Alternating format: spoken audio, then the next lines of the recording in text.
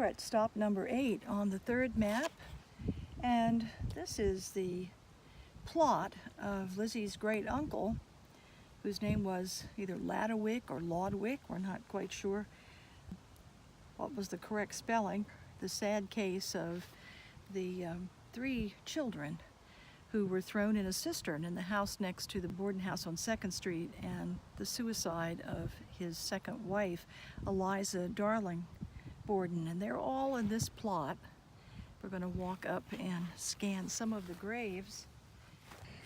We're at stop number 8 on the third map in the publication, and this is a large corner lot of Laudwick Borden, mostly known for the sad case of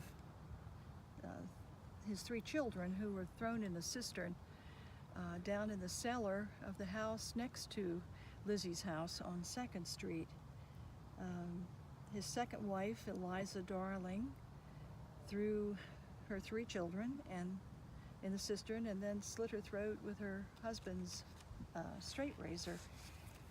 In all, Mr. Laudwick or Ladwick, we're not quite sure which is the correct spelling, had 4 wives. Eliza was number 2. Here in the front of the plot by the granite curbstone is Ladwick, his first wife, Maria, and his second wife, Eliza, who is the wife who committed suicide, and 2 of the 3 children died. They were very young. The 3rd oldest child was nearly 4. Her name was Maria also, and as was the first wife, and she survived. Now we're going to go toward the back of the lot to see the graves of the children. Here are the headstones of the children who were thrown in the well. The 2 that perished were Holder and his sister Eliza Ann, who was named after her mother.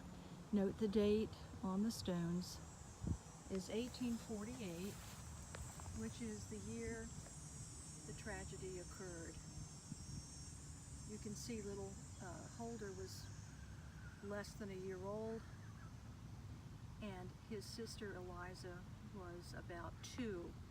Maria, who survived, married and is buried elsewhere. She married a Mr. Sam Hinckley.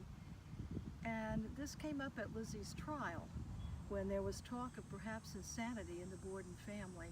The story of Laudwick Borden's wife and the children from the well came up. And it was argued that since Eliza Borden was not a blood relative of Lizzie, only a great aunt by marriage, that it was irrelevant.